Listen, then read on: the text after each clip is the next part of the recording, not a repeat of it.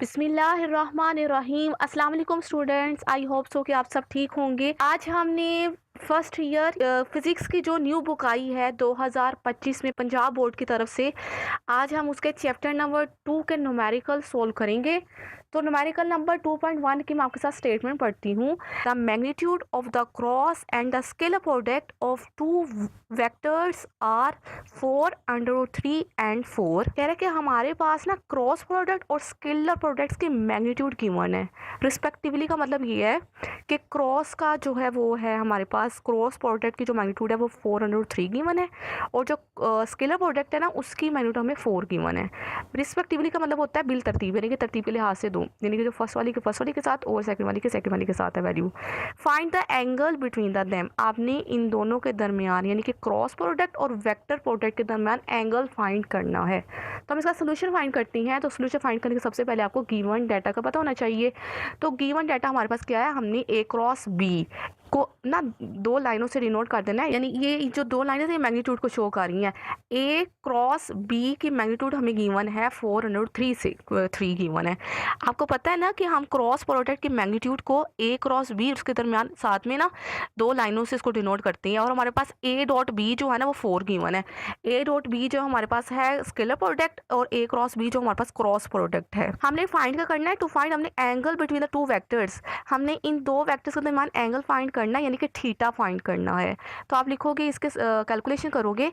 आपको पता है ए क्रॉस बी जो होता है ना, ए क्रॉस बी की मैग्नीट्यूड वो हमारे पास होती है ए बी साइन थीटा के बराबर, और वो हमारे पास गिवन है वैल्यू 4√3। यानी कि मैंने सिर्फ ए क्रॉस बी के मैग्नीट्यूड की वैल्यू पुट की है, वो हमारे पास होता है ए बी साइन थीटा। ठीक है ना, ये क्रॉस प्रोडक्ट हमारे पास ए बी साइन थीटा के बराबर होता है। उसके बाद डॉट प्रोडक्ट की मैग्नीट्यूड हमारे पास इक्वल होती है, डॉट प्रोडक्ट की मैग्नीट्यूड हमारे पास इक्वल होती है ए बी कॉस थीटा के बराबर, और वो हमारे पास 4 गिवन है। आपने इसको इक्वेशन नंबर 1 और इसको ना इक्वेशन नंबर 2 का नाम दे देना है।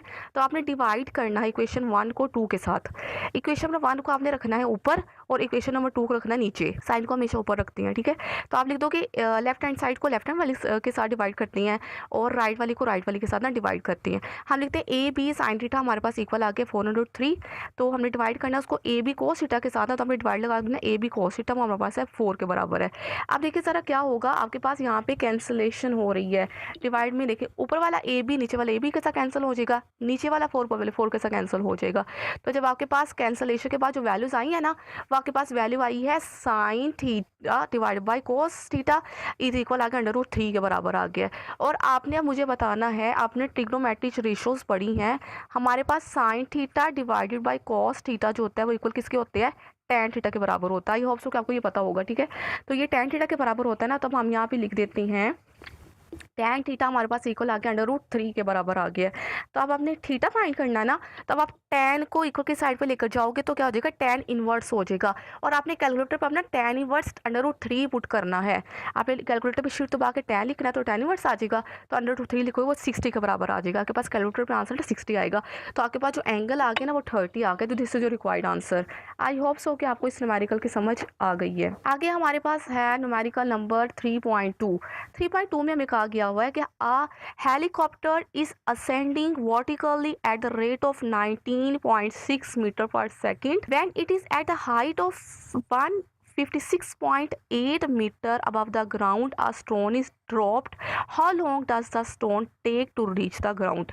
हमें कहा गया कि हमारे पास एक हेलीकॉप्टर है, उस हेलीकॉप्टर को ना वो ऐसे ऊपर को मूव कर रहा है। जैसे कि मैंने ना मेरी ड्राइंग इतनी अच्छी नहीं है, मैंने आपके सामने एक हेलीकॉप्टर जो है वो ड्रॉ किया है। लेट्स सपोज ये हमारे पास एक हेलीकॉप्टर है, ठीक है।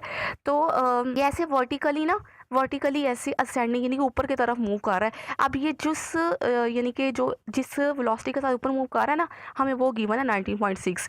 यानी कि जिस वेलोसिटी के साथ ऊपर मूव कर रहा है ना, वो हमारे पास गिवन है 19.6 मीटर पर सेकंड। आपको मीटर पर सेकंड से भी पता लग जाना चाहिए कि ये मीटर पर सेकंड किसका यूनिट होता है, वेलोसिटी का। तो ये हमारे पास वेलोसिटी गिवन है, ठीक है। आप कह रहे हैं what is at a height of when it is at a height of 156.8 above the ground. अब जब ना ये जो हेलीकॉप्टर है ना, जब ये ज़मीन से ना इतनी हाइट पे पहुंचता है ना, यानी कि लेट्स सपोज हमारे पास, अगर मैं बताती हूँ, ये हमारे पास है अर्थ ग्राउंड है, ठीक है। ये हमारे पास है ग्राउंड, जब ये ग्राउंड से यहाँ से लेकर लेट्स सपोज यहाँ तक पहुँचा ना, तो उसने जो इतना जो है हाइट की फॉर्म में डिस्टेंस कवर किया ना, वो हमारे पास गिवन है 156.8। ठीक है, ये डिस्टेंस हमें गिवन है 156.8। तो कह रहा है कि जब इतनी हाइट पे पहुंचता है ना, ये हाइट मैं यहाँ पे इसको लिख देती हूँ, ये लेट्स सपोज मैं ये वाला हाइट इसको यहाँ से लेकर यहाँ तक कहती हूँ कि मेरे पास गिवन है 156.8 मीटर। मीटर किसको नोट होता है? मीटर का। आपको मीटर से पता लग जाना चाहिए। तो ना एक स्टोन को ऊपर से नीचे फेंका जाता है। ये लेट्स सपोज हमारे पास है स्टोन, ठीक है, इस स्टोन से ना उसने नीचे फेंका है। अब वो कह रहा है कि आपने वो टाइम फाइंड करना है जब ये स्टोन ज़मीन को आके जो है वो अब जब ज़मीन पे पहुंचेगा ना, तो कितना टाइम लेगा, यानी कि कितने टाइम के बाद जो है कितने टाइम लेगा जब ये स्टोन जो ज़मीन पर आके गिरेगा, वो आपने टाइम फाइंड करना है। ठीक है, कितने टाइम तक जो डिस्टेंस जो ना स्टोन है वो ज़मीन के साथ आके स्ट्राइक करेगा। गिवन डाटा देख लेती हैं। गिवन डाटा में हमारे पास ना इनिशियल हेलीकॉप्टर गिवन है, जिसको हमने VI से डिनोट किया है। वो हमारे पास है 19.6 मीटर पर सेकंड, और ये हमारे पास क्या है? अपवर्ड मूव कर रहा है। ठीक है, यानी कि ऊपर की तरफ मूव कर रहा है इनिशियल वेलोसिटी जो है हेलीकॉप्टर की। अब distance cover by the stone जो है ना, वो हमारे पास है S। अब देखिए हमारे पास है 156.8 है, ये डाउनवर्ड है। अब देखिए मैंने इसके साथ लगाया हुआ माइनस। अब आपने ये बात गौर से समझिए कि माइनस क्यों लगाया है। अब बच्चे देखिए ज़रा, हेलीकॉप्टर की डायरेक्शन है अपवर्ड, और जब वो स्टोन नीचे आ रहा है तो विद रिस्पेक्ट टू हेलीकॉप्टर की अगर हम डायरेक्शन से देखा जाए तो स्टोन की डायरेक्शन क्या है? डाउनवर्ड। दोनों की डायरेक्शन क्या है? ऑपोजिट। एक अपवर्ड जा रहा है और एक डाउनवर्ड जा रहा है। तो आपने ना इनिशियल वेलोसिटी की से ना उसको फैसला लेना होता है। दोनों की डायरेक्शन है ऑपोजिट, इस वजह से नेगेटिव साइन आया है। हमारे पास हमने जो डिस्टेंस को एनालाइज किया है उसकी इनिशियल वेलोसिटी के साथ, तो initial with respect to initial velocity जो स्टोन ने डिस्टेंस कवर किया है वो किया है डाउनवर्ड, और वो उसके हेलीकॉप्टर की डायरेक्शन की है ऑपोजिट।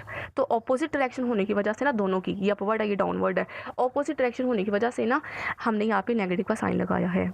अब एक्सेलरेशन ड्यू टू ग्रेविटी। अब जो ग्रेविटी है ना वो भी लग रही है, इस पर डाउनवर्ड लग रही है, यानी कि इनिशियल वेलोसिटी के लिहाज से जो उस पर ग्रेविटेशनल एक्सेलरेशन लग रहा है वो भी क्या है? ऑपोजिट। देखिए ना, वो अपवर्ड, ये अपवर्ड मूव कर रहा है। अगर मैं आपको इसका कलर चेंज करके बताऊं, हेलीकॉप्टर की डायरेक्शन है अपवर्ड और इस स्टोन जा रहा है डाउनवर्ड, दोनों की डायरेक्शन क्या है? तो इस पर लगने वाला होगा वो भी होगा -9.8। ठीक है, -9, दोनों के साथ हमारे का साइन मैंने इस लगाया। अब ना आपने इस बात को गौर से समझे ना, ये फिर कमेंट सेक्शन में आके मतलब ये नेगेटिव साइन कहाँ से आ गया है, तो मैं कहती हूँ दोबारा देखिए। फिर मैं दोबारा से एक्सप्लेन किया हुआ था पीछे वाले लेक्चर्स में, ऐसे कर रहे थे स्टूडेंट्स। तो आपने ना अब इसको गौर से बात समझ लेनी है। ठीक है, अब हम आगे चलते हैं। टू फाइंड, हमने टाइम फाइंड करना है। टाइम को हम स्मॉल t से डिनोट करते हैं। हम कैलकुलेशन करती हैं, तो कैलकुलेशन करने के लिए ना आपको by second equation of motion हमारे पास है S = VIT + 1/2 GT का स्क्वायर। ये फ्री फॉलिंग का केस है ना आपके पास, इसलिए यहाँ पे एक ही जगह G आएगा। G मतलब ग्रेविटी एक्सेलरेशन आएगा। अब हम जस्ट वैल्यूज पुट करते हैं। डिस्टेंस हमारे पास है -156.8, तो आपने डिस्टेंस की जगह पुट कर देना -156.8। VI के पास क्या है? VI हमारे पास है 19.6, तो आपने VI की जगह 19.6 पुट कर दिया। T हमने फाइंड करना है ना, T एज इट इज रह जाएगा, प्लस 1/2। G हमारे पास क्या है? G हमारे पास है -9.8, सीधा हमने पुट कर दिया, और T का स्क्वायर एज इट इज, क्योंकि हमने ये फाइंड करना है। तो आपके पास अब क्या होगा?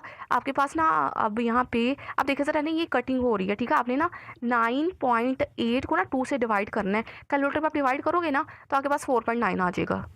ठीक है, आपने 9.8 को डिवाइड करना 2 के साथ, तो 9.8 आ जाएगा। और वैसे भी अगर कैलकुलेटर से नहीं करना तभी आप कटिंग करना, 2 1 ज़ा 2 ना, तो 2 4 ज़ा 8, एक कैरी चला गया, तो ये क्या बन गया? 9 2 9 ज़ा 18, तो देखो 9.4 आ गया। ठीक है, 4.9 आ गया, सॉरी।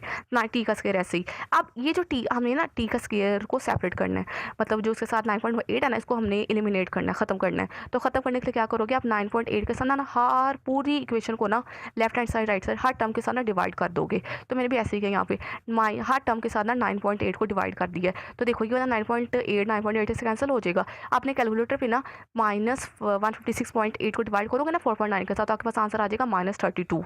इक्वल की जगह इक्वल आ गया। अब आपने 19.6 को ना डिवाइड करना है 4.9 के साथ, आपके पास आ जाएगा 4t, कैलकुलेटर के ऊपर आ जाएगा 4t - t का स्क्वायर। ये आपके पास इक्वेशन आ गई है ना। अब आपने ना इसको ये जो टी का स्क्वायर है ना, इस सब को उठा के यहाँ पे ले आई इक्वल की साइड पे, टी के माइनस टी को इधर इधर लेकर आओगे तो क्या हो जाएगा पॉजिटिव, और ये 4t वहाँ जाएगा तो क्या हो जाएगा नेगेटिव हो जाएगा। तो आपके पास ना ऐसे हो जाके आ जाएगा ये। जब मैं माइनस टी स्क्वायर को ना इक्वल की साइड पे लेकर आई ना तो ये हो गया टी का स्क्वायर, और जब मैं 4t को इस साइड पे लेकर आई ना तो पहले जमा का था ना, अब हो गया -4t, और -32 एज इट अपनी जगह पे पड़ा हुआ है और इक्वल। अब यहाँ पे कुछ भी नहीं रह गया, उसकी जगह जीरो आपने पुट कर देना है। इसके साथ कुछ नहीं रह गया, उस पीछे का रह गया जीरो रह गया, क्योंकि हम सारी वैल्यूज को इक्वल की साइड पे आके ले आए थे। तो आपके पास ना यहाँ पे अब आ गया टी का स्क्वायर, और यहाँ पे आ गया माइनस, अच्छा टी का स्क्वायर और -32 को ना आपने फर्स्ट वाली को और ना लास्ट वाली को ना आपने ऐसे का ऐसे ही रख देना है, ठीक है। आपने देखना है, अपना फैक्टराइजेशन करने लगी हूँ, टी का स्क्वायर ऐसे का ऐसे ही और -32 ऐसे का ऐसे लिख देना। अब आपने फैक्टराइजेशन करनी है जो आप 10th क्लास में करके आए हुए हो। आपने आपको ना दो ऐसी वैल्यू चाहिए जिनको मल्टीप्लाई करने से 32 टी का स्क्वायर आए, ठीक है। यानी मैं यहाँ पे लिखती हूँ मल्टीप्लाई करने से क्या आए। आप में से आई होप सो के बहुत सारे सबको फैक्टराइजेशन आती होगी, लेकिन मैं एक्सप्लेन उनके लिए कर रही हूँ जिनको शायद मुश्किल लगती है फैक्टराइजेशन ना। तो हमें दो ऐसी वैल्यूज़ चाहिए जिनको मल्टीप्लाई करने से आए 32, जबकि प्लस या माइनस करने से ये दरम्यान वाली वैल्यू क्या है 4 -4 आई। ये हमें दो ऐसी वैल्यू चाहिए। अब आपने देखना है वो कौन से दो टेबल ऐसे हैं जिनको मल्टीप्लाई करने से हम, यानी कि कौन से दो ऐसे क्वांटिटीज़ है जिनको नंबर है जिनको मल्टीप्लाई करने से 32 आए। तो अगर मैं देखूँ तो हमारे पास 4 के टेबल में आता है ना, 4 8 32 होता है। अगर हम 8 में से 4 को माइनस करती हैं तो हमारे पास 40 आ जाएगा ना। तो मैंने ये फैक्टर लगाए हैं, मैं लिख दवा है 80 और 40, 80 और 40। तो हमारे पास क्या हो जाएगा, अब हमें ना जब हम -8 में से 4 को माइनस करेंगे ना तो हमारे पास 4 आ जाएगा। आपने याद रखना है बड़ी वैल्यू के साथ माइनस का साइन लगाना है, अगर आपके पास यहाँ पे माइनस का साइन होगा, ठीक है। आपने -8 के अंदर से प्लस करना है 4 को, ताकि पास -4 आ जाएगा। ये हमारे पास फैक्टराइजेशन। आई होप सो कि आपको फैक्टराइजेशन की समझ आ गई है। अगर नहीं आई तो आप कमेंट में बताइएगा, मैं इसको दोबारा से फैक्टराइजेशन को आपको समझा दूंगी। तो हम ना अब आपने करना, देखिए फैक्टराइजेशन लिख ली ना आपने, यानी कि आपने आपने ये दो टर्म्स लिखी हैं 4 8 32। जब हम 4 को 8 से मल्टीप्लाई करते हैं तो 32 आ जाता है, और जब हम -8 में से 4 को माइनस करते हैं तो हमारे पास 4 आ जाता है। हमारे पास फैक्टराइजेशन है। तो अब आपने ना पहले दो टर्म में से देखना क्या कॉमन आ रहा है। पहले दो में से हमारे पास टी कॉमन आ रहा है, देखिए इधर भी टी है इधर भी टी है, तो टी को कॉमन ले ले। जब आप टी को कॉमन लोगे ना तो अंदर का रह जाएगा टी -8 रह जाएगा, प्लस इस दोनों में से क्या कॉमन आ रहा है, इन दोनों में से 4 कॉमन आ रहा है। देखिए 4 1 4 और 4 8 32, तो +4 कॉमन आ गया, तो अंदर यहाँ क्या रह गया t -4 8 32। अगर आपके पास ब्रैकेट के अंदर यहाँ और ये दोनों ब्रैकेट के अंदर सेम वैल्यूज है ना, तो इसका मतलब हमारी फैक्टराइजेशन बिल्कुल ठीक है। अगर यहाँ ब्रैकेट के अंदर कुछ और वैल्यू आ रही है और यहाँ ब्रैकेट के अंदर कुछ और वैल्यू आ रही है, तो इसका मतलब होता है कि हमारी फैक्टराइजेशन गलत है, ठीक है। तो आपने आप फैक्टराइजेशन देखना, इधर भी t -4 है, सॉरी t -8 है, और इधर भी t -8 है। तो आपने ना t -8 एक दफ़ा इसको कॉमन ले लेना t -8। अब पीछे कॉमन क्या आया हुआ है इधर स्टूडेंट्स, आपने यहाँ से ना यहाँ जो कॉमन आया हुआ है ना t+4, आपने इसको कॉमन ले लेना है, और यहाँ पे t -8 को कॉमन ले लेना है, तो इक्वल टू 0 आ गया। अब आपने एक दफ़ा t+4 को 0 के बराबर पुट कर देना है, और एक दफ़ा t -8 को 0 के बराबर पुट कर देना है। तो जब ये अपनी t की वैल्यूज फाइंड करनी है ना, जब आप 4 को वहाँ लेके जाओगे तो -4 हो जाएगा, और यहाँ पे जब 8 -8 वहाँ जाएगा तो +8 हो जाएगा। अब देखिए टाइम कभी भी क्या हमारे पास नेगेटिव होता है, टाइम हमारे पास कभी भी नेगेटिव नहीं होता। तो आपने ना ये वाला जो है ना ये हमारे पास नहीं होगा। आपने कहना as time can not be negative, so this is your required answer, t is equal 8 second. 8 second लगेंगे जब वो स्टोन जो है वो ज़मीन पे आके स्ट्राइक करेगा, यानी कि ज़मीन पे आके मिलेगा। आई होप सो कि आपको इस न्यूमेरिकल की समझ आ गई है। हमारे पास न्यूमेरिकल नंबर 2.3 है, इफ़ a + b की मैग्नीट्यूड इज इक्वल है a minus b के magnitude, then prove that a and b are perpendicular to each other. तो कह रहा है कि आप ना प्रूव करके मुझे बताएं कि जो वेक्टर a और b है ना वो परपेंडिकुलर है एक दूसरे पर। तो हम इसका सोल्यूशन करते हैं। इसका सोल्यूशन करने के लिए आपने सबसे पहले लिखना है consider vector a and vector v are two perpendicular vectors. आपने लिखना है कि जो वेक्टर a है ना वेक्टर 2 हम कंसीडर करते हैं, हमारे पास दो वेक्टर है और ये दोनों एक दूसरे पर परपेंडिकुलर है ऑफ द सेम मैग्नीट्यूड, इनकी मैग्नीट्यूड सेम है। ठीक है ना, ये जो दो लाइंस लगी हुई है ना ये मैग्नीट्यूड्स को शो कर रही हैं। तो कह रहा है कि ये दो जो वेक्टर्स है ना ये इनकी मैग्नीट्यूड सेम है। By head to tail rule their sum a + b, अगर हम इनको हेड टू टेल रूल से उनको ज्वाइन करते हैं यानी कि वेक्टर a और वेक्टर b को, अगर मैं आपको यहाँ से ड्रा करके बताऊँ तो लेट्स सपोज हमने ना यहाँ यहाँ पे ऐसे बताती हूँ यहाँ से ना, ये देखिए ज़रा, ये हमारे पास है, ये है हमारे पास वेक्टर ए, एक्स एक्सिस पे हमने वेक्टर ए का लिखा है और वेक्टर बी हमने वाई एक्सिस पे इसको वेक्टर बी को कहा है, ठीक है। ये तो ये परपेंडिकुलर है, ठीक है, 90 डिग्री के एंगल बन रहा है, यानी कि वेक्टर ए हमारे पास ओ, अगर हमने इसको जेड कहा है तो ये एक्स, यानी कि मैंने ओ जेड से वेक्टर ए को डिनोट किया है और एक्स से लेकर जी तक को वेक्टर बी से डिनोट किया, तो ये वेक्टर एक दूसरे के परपेंडिकुलर है। तो कह रहा है कि भाई हेड टू टेल रूल, आपको पता है ना कि अगर आपके पास वेक्टर ए जो है ये है, जिसके आपने जब आपने वेक्टर ए के साथ वेक्टर बी को, यानी कि फर्स्ट वेक्टर के साथ दूसरे वेक्टर को ज्वाइन करना हो तो आपको हेड टू टेल रूल से ज्वाइन करते हो, तो वो हमारे पास क्या होता है कि आप फर्स्ट वेक्टर की हेड को सेकंड वेक्टर के टेल के साथ ज्वाइन करनी है, तो आपके पास जो रिजल्टेंट आता है वो कैसे आता है, फर्स्ट वेक्टर की टेल रिजल्टेंट वेक्टर की टेल के साथ, और जो है वो हेड यानी कि रिजल्टेंट वेक्टर का हेड सेकंड वेक्टर के हेड के साथ ज्वाइन करता है, तो ये हमारे पास a प्लस बी आ जाएगा। तो कह रहा है कि by head to tail rule their sum a plus b and difference a minus b show in figure. अब मैं a माइनस बी को भी आपको बताती हूँ कैसे ड्रा करना है। वेक्टर a यही होगा हमारे पास। अब देखिए हमें ना v का नेगेटिव वेक्टर ड्रा करना है, p का नेगेटिव वेक्टर उसके ऑपोजिट होगा ना, तो उसके ऑपोजिट डायरेक्शन में क्या आएगा, यही आएगा, ठीक है, ये वाला। यानी कि अगर हमारे पास ऊपर वाला जो है वो एक्स बी वेक्टर पॉजिटिव है तो उसके उलट यानी कि उसके ऑपोजिट डायरेक्शन में उसके रिवर्स होगा, माइनस बी होगा, तो ये वेक्टर माइनस बी है। तो वेक्टर ए ये है, यानी कि ओ से लेकर जी तक वेक्टर ए है और जी से लेकर एक्स तक जो है वेक्टर माइनस बी है। तो अगर हमने इसका भी अगर देखें ना, अगर हमने इसका भी हेड टू टेल रूल से इसको ज्वाइन करेंगे तो क्या करोगे आप फर्स्ट वेक्टर के हेड के साथ सेकंड वेक्टर के टेल को ज्वाइन करोगे, और रिजल्टेंट वेक्टर कैसे ड्रा करोगे, आप रिजल्टेंट वेक्टर ड्रा करोगे फर्स्ट वेक्टर की टेल रिजल्टेंट वेक्टर के टेल के साथ और लास्ट वाले वेक्टर की यानी कि सेकंड वेक्टर की हेड जो है वो रिजल्टेंट वेक्टर के हेड के साथ ज्वाइन करोगे इस तरह। यानी कि आपके पास जो वेक्टर का निशान आएगा ना, फर्स्ट वेक्टर का हेड इधर, यानी कि ये वेक्टर का निशान आएगा, सेकंड वेक्टर का निशान ही आएगा और रिजल्टेंट इस तरह से ड्रा होगा, यानी कि दोनों हेड और टेल ज्वाइन करेंगे तो आपके पास a माइनस बी ये आ गया। आपने दोनों वेक्टर्स को ड्रा कर दिया, प्लस बी को भी ड्रा कर दिया, माइनस बी को भी ड्रा कर दिया। तो अब देखना as magnitude of a and b represented the two equal sides. Vector a और वेक्टर बी के जो मैग्नीट्यूड है ना वो सेम है, मैग्नीट्यूड मतलब उनकी लेंथ सेम है। तो मैं अगर लेंथ सेम है of the to right angle triangle, तो ये दो राइट एंगल ट्राइंगल मान गई हमारे पास। ओ अगर मैं यहाँ से ना इसको यानी कि यहाँ से करें एक्स ओ जी हमारे पास फर्स्ट ट्राइंगल है और हमारे पास वाई ओ जी जो वो दूसरी ट्राइंगल है। तो देखिए ज़रा आपके पास अगर ये एंगल 90 है तो ये भी 45 होगा, ये भी 45 होगा, क्योंकि टोटल एंगल आपके पता है ना, आपके पास ट्राइंगल का टोटल एंगल 180 होता है। तो ये 90 तो ये भी 45, ये भी 45, तो ये भी ऐसे होगा। अगर ये 90 है, ये राइट एंगल ट्राइंगल मारिए तो ये भी 45 होगा और ये भी 45 होगा। तो आपने लिख देना so each triangle has angle 90 degree, 45 degree and 45 degree. From figure the angle between the sum a plus b and the difference a minus b is given by x o y. आपके पास x o Y यानी कि total है जो आपके पास है 45 degree plus 45 degree is equal 90 degree. तो ये 90 डिग्री बता रहा है कि ये परपेंडिकुलर है। परपेंडिकुलर मतलब ये हमारे पास 90 डिग्री एंगल बना रहे हैं। आई होप सो कि आपको इस न्यूमेरिकल की समझ आ गई। स्टूडेंट्स हमारे पास है न्यूमेरिकल नंबर 2.4। इसके स्टेटमेंट मैं आपके साथ पढ़ती हूँ। A body of mass capital M at rest explode into three pieces, two of which of mass 4 by m by 4 each are thrown off in perpendicular direction with velocities of 3 meter per second and 4 meter per second respectively. Find the velocity of third piece with which it will be flown away. हमारे पास कहा गया कि हमारे पास ना एक mess है। Let's suppose मैंने वो मैस को ना ये किया हुआ है, ये रेस्ट पे पड़ा हुआ है, ठीक है, ये मैंने ये बनाया हुआ है आपके पास एक कोऑर्डिनेट सिस्टम। इस कोऑर्डिनेट सिस्टम में ये ओरिजिन पर पड़ा हुआ है हमारे पास एक मैस जो कि रेस्ट पे है। अच्छा ये क्या होता है, एक्सप्लोज होता है यानी कि धमाका होता है, ये फट जाता है, जिससे फटने के बाद ये एक्सप्लोड होने के बाद ये 3 पीसेस में जो है वो ब्रोकन हो जाता है, यानी कि टूट जाता है। 3 पीसेस में ना इसके 3 पीसेस हो जाते हैं और उन 3 पीसेस में से 2 का मैस गिवन है। कह रहा है 2 विच ऑफ मैस m/4, यानी कि 2 का मैस गिवन है m/4 इन परपेंडिकुलर डायरेक्शन, और दोनों के डायरेक्शन जो है वो परपेंडिकुलर है।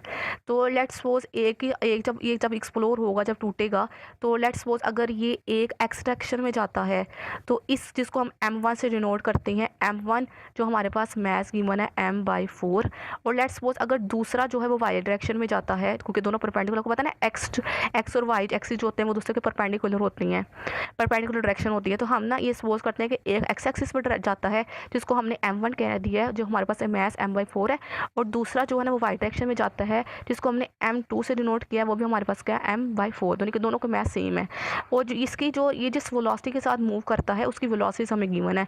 लेट्स सपोज देखिए ना, इस पहले वो रेस्ट पे है, लेकिन जब एक्सप्लोड हुआ ना तो अब वो मूव करेंगे ना, उसके जो पीसीज अब वो मूव करते हुए जाएंगे, तो जो हमारे पास m1 होगा ना, हम इसकी वेलोसिटी को डिनोट करेंगे v1 डैश से। डैश मैंने इसलिए लिखा है क्योंकि ये आफ्टर द एक्सप्लोड है, यानी कि धमाके के बाद उसकी वेलोसिटी है। तो v1 डैश है, v1 डैश की हमें जो है वो वेलोसिटी गिवन है, वो हमें कहा गया उसने, वो है 3। v1 डैश की वैल्यू हमारे पास है 3 मीटर पर सेकेंड, और दूसरों को हमने v2 डैश से रिप्रेजेंट किया है वेलोसिटी को, और उसकी वैल्यू हमारे पास है 4 मीटर पर सेकेंड। तो find the velocity of the third piece, आपने बताना है कि जो थर्ड पीस है उसकी वेलोसिटी क्या होगी, ठीक है, और वो किस डायरेक्शन में जाके ना गिरा होगा, ये बताना है आपने। गिवन, आई होप सो कि आपको इस सिचुएशन की समझ आ गई है। अब हम सोल्यूशन करते हैं। तो सोल्यूशन करने के लिए सबसे पहले हम गिवन डाटा लिखते हैं। गिवन डाटा में हमें 4 चीज़ें गिवन है। एक हमारे पास है मैस m1 और m2, दोनों का सेम मैस है, यानी कि m1 मैस जो वो भी m/4 है, और जो m2 मैस है ना वो भी m/4 है। तो अब हम देखते हैं कि थर्ड, जो हमें थर्ड का अगर मैस पता होगा ना तो फिर हमारे आसानी होगी। तो अब हमने ना थर्ड पीस का मैस फाइंड करते हैं सबसे पहले। तो मैं उसको हम ना m3 से डिनोट करते हैं। अब देखिए ज़रा, आपने खुद फैसला लेना है कि अगर पूरे बॉडी का मैस m है, और वो मैस अगर 2 पीसेस में जाके 2 में डिवाइड हो गया, यानी कि m/4, तो अगर हम टोटल में से इन दोनों का माइनस कर देंगे तो हमारे रिमेनिंग मैस आ जाएगा। तो आपने करना है टोटल मैस, जिसको हमने कैपिटल M कहा गया था, उसको हमने माइनस कर देना है उन दोनों पीसीज ऑफ मैस के साथ जो कि एक्सप्लोर होके दोनों उसकी परपेंडिकुलर डायरेक्शन में गए थे, यानी कि माइनस कर देना है m/4 m प्लस m/4, इन दोनों के साथ माइनस कर देना है। तो जब आप ये इसके साथ ही माइनस का साइन आ जाएगा और इसके साथ भी माइनस का साइन आ जाएगा। अब आपने लेना है यहाँ पे एलसीएम। तो देखिए ज़रा, यहाँ भी 4 है, यहाँ भी 4 है, और यहाँ 1 है, तो एलसीएम हमारे पास आ जाएगा 4 हमारे पास एलसीएम आ गया। तो आपने अब बड़ी सी लाइन लगा कर देना। अब देखिए, आपने इसके नीचे 4 नहीं है, तो क्या होगा, एलसीएम वाला 4 ऊपर वाले m के साथ मल्टीप्लाई हो जाएगा, यानी कि यहाँ 4 नहीं ना है, तो एलसीएम वाला 4 ऊपर वाली m के साथ मल्टीप्लाई हो जाएगा, तो आपके पास हो जाएगा 4m आ जाएगा, माइनस इसके नीचे 4 है ना, तो 4 से कैंसिल हो जाएगा, तो minus m as it is. इसके नीचे 4 एलसीएम नीचे भी 4 है, 4 से कैंसिल हो जाएगा, तो माइनस m जो है ऊपर वाला एज इट इज़ आ जाएगा। आप देखिए ज़रा, -4 है, ये -1 है, ये -1 है, तो ये -1 क्या हो जाएगा, -2। आपने 4 में से -2 माइनस करोगे, यानी कि 4 में से आप -2 करोगे तो आपके पास आ जाएगा 2 आ जाएगा। तो 2m हमारे पास आ गया डिवाइड बाई 4। अब ये कटिंग हो रही है ना, 2 1 2, 2 2 4, तो आपके पास आ जाएगा m/2, यानी कि मैथ्स m3 जो है ना, जो थर्ड वाले का मैथ्स है वो आ गया m/2। अब हमने यहाँ से पढ़नी है वेलोसिटी फाइंड करनी। वेलोसिटी हमें गिवन है ना, तो लिख देती हैं हम गिवन डाटा। हमें velocity of the maths m1 given है, जिसको मैंने v1 डैश से रिप्रेजेंट किया है, वो हमारे पास है 3 मीटर पर सेकंड, जो कि हमारे पास है अलोंग एक्स एक्सिस। देखिए एक्स एक्सिस के अलोंग है ये, तो ये एक्स एक्सिस के अलोंग है, तो हम यहाँ पे लिख देंगे। और वेलोसिटी ऑफ मैस m2, जिसको हमने v2 डैश से रिप्रेजेंट किया, हमारे पास है 4 मीटर पर सेकंड, जिसको हमने अलोंग वाई एक्सिस कहा है कि ये वाई एक्सिस के तरफ मूव कर रही है। तो हमने फाइंड क्या करना है, हमने velocity of the mass of m3, यानी कि हमने v3 डैश फाइंड करनी है। तो कैलकुलेशन करती हैं। कैलकुलेशन करने के लिए आपको मोमेंटम अलोंग एक्स एक्सिस, पहले हम, अब देखिए सर, हमें नहीं पता कि वो जो थर्ड वाला पीस है ना इसका, वो किस डायरेक्शन में, हमें नहीं पता ना, तो हम ना उसको फिर पहले एक्स एक्सिस पे लेट्स सपोज रखेंगे कि मोमेंटम अलोंग एक्स एक्सिस पे भी उसको रखेंगे, और फिर मोमेंटम अलोंग वाई एक्सिस पे भी रखेंगे, क्योंकि हो सकता है वो एक्स एक्सिस में है या हो सकता है वो वाई एक्सिस में है, तो हम ना ये ऐसे करेंगे। आप लिखोगे मोमेंटम अलोंग एक्स एक्सिस, आपके पास जो मोमेंटम है ना अलोंग एक्स एक्सिस, वो देखना है आपने क्या है। तो हमारे पास होगा इनिशियल मोमेंटम इज इक्वल है फाइनल मोमेंटम के। तो इनिशियल मोमेंटम को पता है कि अब जब ये एक्सप्लोर होने से पहले की रेस्ट पड़ा हुआ है ना, तो इनिशियल तो इसका सारा 0 के बराबर ही होगा, तो क्योंकि वो रेस्ट पे है, कोई भी वेलोसिटी नहीं है, कोई भी उसका नहीं है, तो अब 0 के बराबर आ जाएगा, is equal final momentum. Final momentum हमारे पास क्या आ जाएगा, m1 v1 डैश, क्योंकि देखिए ना इसकी मैस m1 है और इसकी वेलोसिटी v1 डैश है, प्लस अब देखिए हमें जो थर्ड का नहीं पता एक्स एक्सिस में, लेट्स सपोज कि अगर वो इस डायरेक्शन में एक्स एक्सिस में है तो हम उसको रखेंगे, ठीक है, हम लिखेंगे plus m3 into v3x prime. X मैंने इसलिए लिखा ताकि आपको याद रहे कि हम ये एक्स एक्सिस के अलोंग जो है वेलोसिटी को कंसिडर कर रही हैं। आपने m1 मैस की जो है वो वैल्यू पुट कर देनी है, जो हमारे पास m/4 है, और v1 की आपने वैल्यू पुट कर देना जो हमारे पास है 3, तो आपने इसका 3 पुट कर दिया, प्लस m3 जो हमने फाइंड किया तो हमारे पास क्या था m/2 था ना, तो आपने देखे m3 की वैल्यू पुट कर देनी है 2 प्लस ये और साथ आज क्या जाएगा v3x prime age it is. अब यहाँ से ना हमने फाइंड क्या करना है, हमने ये इसको सेपरेट करना है इसको, तो इसको सेपरेट करने के लिए ये सारा यहाँ पे रहेगा। अब ये वाली जो सारी टर्म है ना, इसको आप उठा के इक्वल के दूसरी साइड पे ले जाएं। जब इक्वल के दूसरी साइड पे जाएगा तो क्या नेगेटिव आ जाएगा, तो आपके पास हो जाएगा माइनस m/4 × 3, और ये अपनी जगह पे ही पड़ा हुआ है m/2 v3x प्राइम अपनी जगह पे पड़ा हुआ है।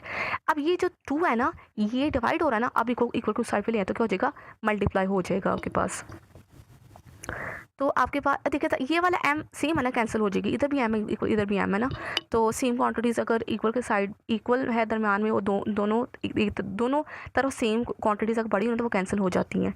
तो आपके पास ना यहाँ पे v3x प्राइम आपके पास इक्वल आ जाएगा, ये 2 वहाँ जाके मल्टीप्लाई हो गया ना, 2 पर आ गया और 4 अपनी जगह पे और 3 अपनी जगह पे, तो कटिंग कर ले, 2 1 2 2 2 4। आपने कैलकुलेटर पे ना 3 को डिवाइड करना है 2 के साथ, तो आपके पास आंसर आ जाएगा -2 -7 ऊपर से आ रहा है -1.5 मीटर पर सेकंड, ये हमारे पास आ गई है उसकी, यानी कि किसकी वेलोसिटी है, ये थर्ड मैथ की वेलोसिटी है एक्स एक्सिस के अलोंग। जिस तरह हमने एक्स एक्सिस के अलोंग फाइंड की है ना, सेम उस तरह हम अपने वाई एक्सिस के अलोंग भी फाइंड करनी है। तो आप लिखोगे मोमेंटम अलोंग वाई एक्सिस, तो मोमेंटम अलोंग वाई एक्सिस का भी लिखोगे initial momentum is equal final momentum. Initial momentum हमारे पास रेस्ट पे है, वो इसलिए वो 0 होगा, और फाइनल मोमेंटम हमारे पास होगा वाई एक्सिस के अलोंग। आप बात कर रही हो ना, तो वाई एक्सिस के अलोंग कौन सा मैथ पड़ा हुआ है, m2, और वेलोसिटी कौन सी है, v2 डैश है, तो आपने ये लिख देनी है m2 v2 डैश प्लस, अब लेट्स सपोज हो सकता है थर्ड वाला जो मैथ है वो वाई एक्सिस से पड़ा हो, तो आपने लिख देना प्लस m3 v3 साथ लिख देना y प्राइम। m2 का मैथ हमारे पास क्या गिवन था, m/4 आपने पुट कर देना है, v2 प्राइम की वैल्यू हमारे पास क्या गिवन थी 4, आपने इसका 4 पुट कर देना है, प्लस थर्ड मैथ क्या था m/2 था, और v3y prime age it is लिखना है क्योंकि हमने ये फाइंड करना है। अब क्या होगा, ये वाला 4 इस 4 से कैंसिल हो गया, हमने फाइंड क्या करना है, हमने ये फाइंड करना है ना, तो ये मैंने कैंसिल कर दिया यहाँ पे। अब इसको ये जो आपके पास है ना m, इसको इक्वल टू दूसरी साइड पे ले जाए तो क्या हो जाएगा, नेगेटिव -m नेगेटिव हो जाएगा। अब देखिए ये वाला m इस m से कैंसिल हो जाएगा, तो आपके पास v3x प्राइम इज इक्वल आ जाएगा, किसके बराबर आ जाएगा, आपके पास ये 2 डिवाइड हो रहा है ना, चलो क्योंकि साइड पे आएगा तो हो जाएगा मल्टीप्लाई हो जाएगा, तो आपके पास v3x प्राइम आ जाएगा -2 मीटर पर सेकेंड के, ये हमारे पास आ गया। अच्छा स्टूडेंट्स, अब इसके बाद हमने क्या करना है, अब हमने देखे ना, अब वो या तो एक्सिस में या वाई में है, तो हमने क्या करना है, उसको ना उसकी मैग्नीट्यूड फाइंड करनी है। v3 जो है प्राइम वो हमारे पास आएगा इज इक्वल होता है अंडर रूट v3x प्राइम का स्क्वायर प्लस v3y प्राइम का स्क्वायर। अब इन दोनों को ना, इसकी जो वैल्यूज आई है ना, उन दोनों की आपने मैग्नीट्यूड फाइंड करने के लिए, उसकी यानी कि वेलोसिटी की मैग्नीट्यूड फाइंड करने के लिए आपने x का स्क्वायर प्लस y के स्क्वायर को अंडर रूट लेके ना, तो उसकी मैग्नीट्यूड फाइंड कर लेनी है। तो आपके आप हमने वैल्यूज पुट कर देनी है, अंडर रूट v3x प्राइम की वैल्यू आपके पास आई -1.5, तो आपने इसका -1.5 ऊपर whole square plus v3xy prime की वैल्यू आई है -2, तो आपने -2 का स्क्वायर ले लेना है। अब आपने इसको कैलकुलेटर पे सॉल्व करना, तो आपके पास आंसर आ जाएगा कैलकुलेटर पे 2.5 मीटर पर सेकंड, ये हमारे पास आंसर आ गया। अब मैंने इसकी डायरेक्शन ड्रा की है कि अगर तो वो जब हमने यानी कि जो उसका 2 पीसेस अगर एक एक्स एक्सिस पे जा रहा है एक वाई एक्सिस पर जा रहा है, तो उसकी डायरेक्शन ये बन रही थी। तो अब हमने ना देखें आपके पास ये जो आई है ना एक्स और वाई की, अगर हम इसको ड्रा करना चाहें, आपके पास जो एक्स प्राइम की वैल्यू, जो थर्ड पीस की वेलोसिटी की जो एक्स प्राइम की वैल्यू है वो भी नेगेटिव आई है और वाई की भी नेगेटिव आई है। अब देखिए आपको पता है कि हमारे पास कार्टेशियन कोऑर्डिनेट सिस्टम में ये वाली होती है एक्स प्लस का, ठीक है, और ये हमारे पास होती है वाई प्लस का। अब इस साइड पे क्या होता है, ये होता है वाई एक्स नेगेटिव और नीचे होता है हमारे पास वाई नेगेटिव। अब दोनों नेगेटिव है ना, नेगेटिव यानी कि एक्स भी नेगेटिव आया और वाई भी नेगेटिव आया है, ठीक है ना, माइनस है इसके साथ -2, तो ये इस कोऑर्डिनेट में लाई करेगा, यानी कि जो थर्ड वाला पीस होगा ना वो ये थर्ड कोऑर्डिनेट में लाई करेगा इस समय, ये तो ये है, यानी कि उन दोनों पीसीस के पैरेलल लाई करेगा। तो मैंने यहाँ पे लिखता है डायरेक्शन, अगर हमें बतानी हो तो उसका डायरेक्शन होगी, उसने डायरेक्शन पूछी थी ना किस में वो फॉल करेगा, जिसमें वो फॉल डाउन होगा, तो वो हमारे पास हो रहा है the velocity of mass m3 is opposite to the resultant velocity vector of the two masses. कह रहा है इन दो का जो रिजल्टेंट है ना इसके वो ऑपोजिट होगा, ठीक है, इसके ऑपोजिट, तो इसको ऑपोजिट पीछे ये वाला बन रहा है, ये हमारे पास आ गया। आई होप सो कि आपको इस न्यूमेरिकल की समझ आई है, ये मोस्ट इंपॉर्टेंट भी है, तो इसके चांसेस भी यहाँ पेपर में आने के।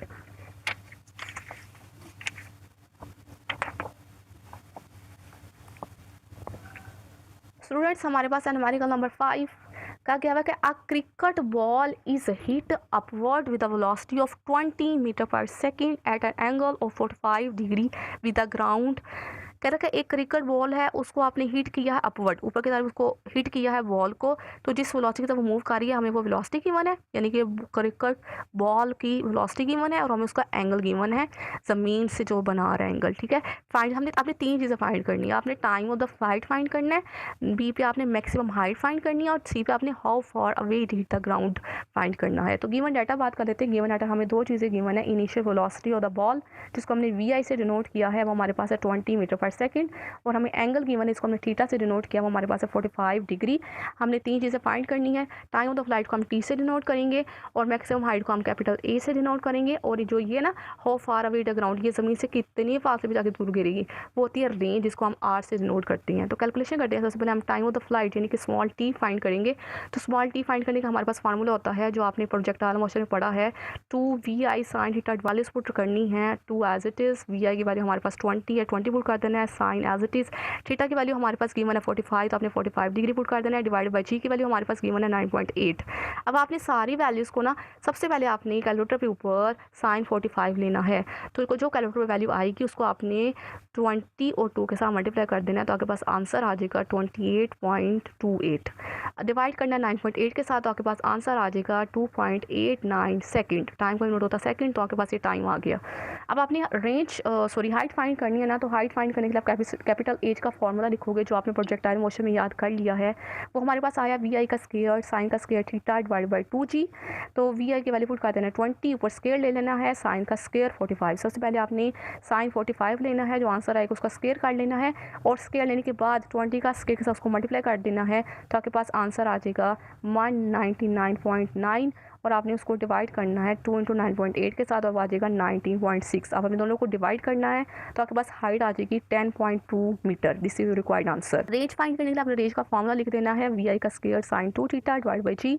आपने वैल्यूज पुट कर दी है, वी हमारे पास है 20 का स्क्वायर साइन 2 45 डिवाइड बाई 9.8। सबसे पहले आपने 45 को मल्टीप्लाई करना है 2 के साथ, जो आपके पास आंसर आएगा 90 आ जाएगा। आपने साइन 90 लेना है, साइन 91 होता है, तो आपने 400 को डिवाइड कर देना है 9.8 के साथ, तो आपके पास आंसर आ जाएगा 40। This is required answer. I hope so कि आपको इस न्यूमेरिकल की समझ आ गई है। आपके पास है numerical number 6, 20 gram ball hit the wall of the squash court with the constant force of 50 Newton if the time of impact of force is 0.50 second. What find the impulse. Given data की बात करते हैं। Given data में सबसे पहले आप लिखोगे calculation solution, फिर आप लिखोगे गिवन डाटा। गिवन डाटा में हमारे पास मैस गिवन है 20 ग्राम, जिसको हम एम से डिनोट करेंगे, और हमारे पास फोर्स गिवन है जिसको हम एफ से डिनोट करेंगे, वो हमारे पास है 50 न्यूटन, और टाइम ऑफ द इम्पैक्ट जिसको हम स्मॉल टी से डिनोट करेंगे, वो हमारे पास है 0.5 सेकंड। हमने इम्पल्स फाइंड करना है, इम्पल्स को हम आई से डिनोट करते हैं।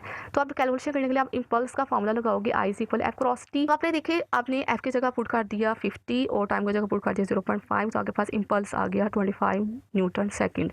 अब ज़्यादातर स्टूडेंट्स होते हैं वो कन्फ्यूज़ होती हैं कि यहाँ पे तो मैथ्स भी गिवन है, तो मैथ्स तो कहीं पे भी यूज़ हुआ ही नहीं है, तो आपने मैथ्स यूज़ करना भी नहीं है।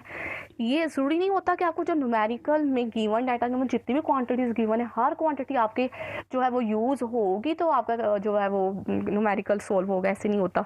देखिए ना, ये वाला उसने दे दिया है, कहीं भी यूज़ करने की ज़रूरत नहीं, हो ही रहा नहीं, हमारा आंसर आ गया है, हमने फॉर्मूला लगाया। अब काफ़ी बच्चे यहाँ पे इम्पल्स का वो MV वाला फार्मूला लगा देंगे, MVI माइनस MV स्क्वायर, वो वाला फार्मूला नहीं लगाना।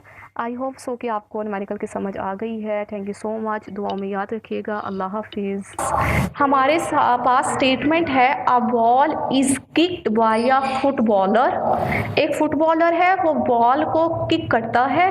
The average force on the ball is, देखिए बॉल पर लगने वाली जो एवरेज फोर्स है वो हमें गिवन है 240 Newton, and the impact last for the time interval of this, और हमें टाइम जो है वो गिवन है 0.25 सेकेंड। एम हमें कहा गया है calculate the change in momentum, हमने चेंज इन मोमेंटम कैलकुलेट करना है, और बी में हमें कहा गया state the direction of the change in momentum, हमने जो है चेंज इन मोमेंटम की डायरेक्शन भी बतानी है वो क्या है। तो सोल्यूशन करते हैं। तो सबसे पहले जो है वो गिवन डाटा का पता होना चाहिए, क्योंकि गिवन डाटा में हमारे पास दो चीज़ें गिवन है, फोर्स गिवन है जिसको हमने एफ से डिनोट किया, वो हमारे पास है 240 न्यूटन, और हमें टाइम इंटरवल गिवन है जिसको हमने टी से डिनोट किया, वो हमारे पास है 0.25 सेकेंड।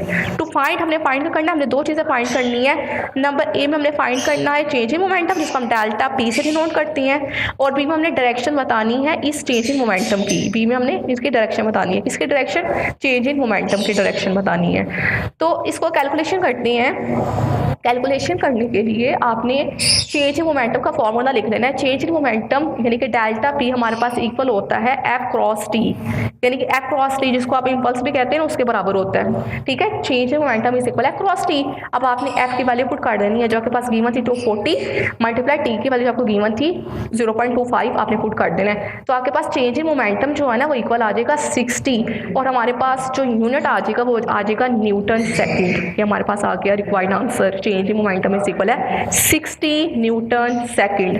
आप डायरेक्शन बतानी है आपने, तो डायरेक्शन बताने के लिए आपने कहना है कि असल में जो फोर्स की डायरेक्शन होगी ना वो हमारे पास मोमेंटम की डायरेक्शन होगी। तो आप लिखोगे the direction of the change in momentum is same as the direction of the applied force.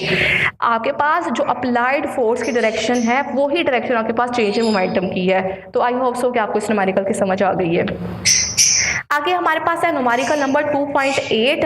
2.8 की स्टेटमेंट मैं आपके साथ पढ़ती हूँ। An aeroplane is moving horizontally at a speed of 200 metre per second at the height of 8 kilogram to drop a bomb on a target. हमें कहा गया हमारे पास एक एरोप्लेन है, वो एरोप्लेन जो है वो हॉरिजॉन्टली फ्लाई कर रहा है, यानी कि वो हॉरिजॉन्टली मूव कर रहा है ना, फ्लाई कर रहा है मीन्स वो जो उसकी स्पीड है ना, यानी कि जिस स्पीड के साथ वो फ्लाई कर रहा है ना हॉरिजॉन्टली, वो हमें गिवन है 200 मीटर पर सेकेंड, और जिस हाइट पे वो गया ना हमें उसकी हाइट गिवन, हमें वो हाइट गिवन है, यानी कि जो हाइट है ना वो हमारे पास है 8 किलोमीटर। और हम 8 किलोमीटर पे जब वो पहुंचता है ना हाइट पे, तो वहां से ना एक बॉम्ब को जो है वो फेंका जाता है एक टारगेट पर। Find the horizontal distance from the target eight which the bomb should be release. तो आपने बताना है उसकी हॉरिजॉन्टल डिस्टेंस बताना है, यानी कि जब जो बॉम्ब है जब वो जिस टारगेट पे फेंका गया ना तो आपने उसका हॉरिजॉन्टल डिस्टेंस बताना है। असल में ना ये आपके पास जो है वो प्रोजेक्टाइल मोशन का एक स्पेशल केस है जो आपने पढ़ा है। तो अगर मैं आपको बताऊं ना डायग्राम से, तो लेट्स सपोज ये हमारे पास आपने पढ़ा कि यहाँ पे पहुंचे है हेलीकॉप्टर, ठीक है, और जब यहाँ पे पहुंचा ना तो ज़मीन की सरफेस जो उसने हाइट की फॉर्म में जो डिस्टेंस कवर किया ना, यानी कि हाइट वो हमें गिवन है 8 किलोमीटर, और यहाँ पे जब वो पहुंचा ना ये जो उसकी स्पीड गिवन है, यानी कि एरोप्लेन की जो स्पीड हमें गिवन है, जो उसकी हॉरिजॉन्टल स्पीड है ना वो हमें गिवन है Vx से हम इसको डिनोट करेंगे, वो हमारे पास है 200, ठीक है। और जो उसकी वर्टिकल स्पीड होगी हेलीकॉप्टर की, यानी कि सॉरी बॉम्ब की, यानी कि जब आपने उस बॉम्ब को इस सर्टन हाइट से एक टारगेट पर फेंका ना, तो फेंकने से पहले उसकी जो वर्टिकल स्पीड है वो है 0। तो आपने ना ये इसका डिस्टेंस, यानी कि हॉरिजॉन्टल से डिस्टेंस, ये लिखा है ना हॉरिजॉन्टल डिस्टेंस, आपने ये हॉरिजॉन्टल डिस्टेंस उसका जो है फाइंड करना है, यानी कि वो कितनी दूर जाके गिरेगा अपने टारगेट पर, ये आपने डिस्टेंस फाइंड करना है। आई होप सो कि आपको समझ आ गई, जो आपने प्रोजेक्टाइल मोशन पढ़ा है उसी का ही ये है। तो हम गिवन डाटा की बात कर लेते हैं। गिवन डाटा में ना हमें हॉरिजॉन्टल स्पीड गिवन है। हॉरिजॉन्टल स्पीड यानी कि वी एक्सिस को हम डिनोट करते हैं, वो हमारे पास है 200 मीटर पर सेकेंड, यानी कि उसने हॉरिजॉन्टल डिस्टेंस जितना डिस्टेंस कवर किया ना वो हमें गिवन है। और हॉरिजॉन्टल उसकी वर्टिकल स्पीड यानी कि वी वाई क्या होगी, 0 होगी, यानी कि जब वो जो बॉम्ब है वो गिरने से पहले उसकी वर्टिकल उसने कोई डिस्टेंस ही ना कवर किया, वो रेस्ट पे है ना, तो फेंकने से पहले यानी कि ड्रॉप होने से पहले उसकी वर्टिकल स्पीड है 0।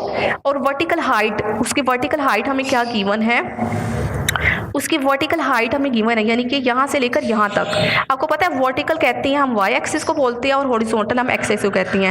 यानी कि अगर मैं बोलूँगी ना आपके सामने हॉरिजॉन्टल, तो ये जो एक्स एक्सिस वाला है ना ये होता है हॉरिजॉन्टल, ये होता है हॉरिजॉन्टल, और ये जो वाई एक्सिस होता है ना इसको हम कहते हैं वर्टिकल, ठीक है, इसको वर्टिकल कहते हैं। तो हमारे पास ना जो वर्टिकल हाइट गिवन है ना वो हमारे पास है 8 किलोमीटर।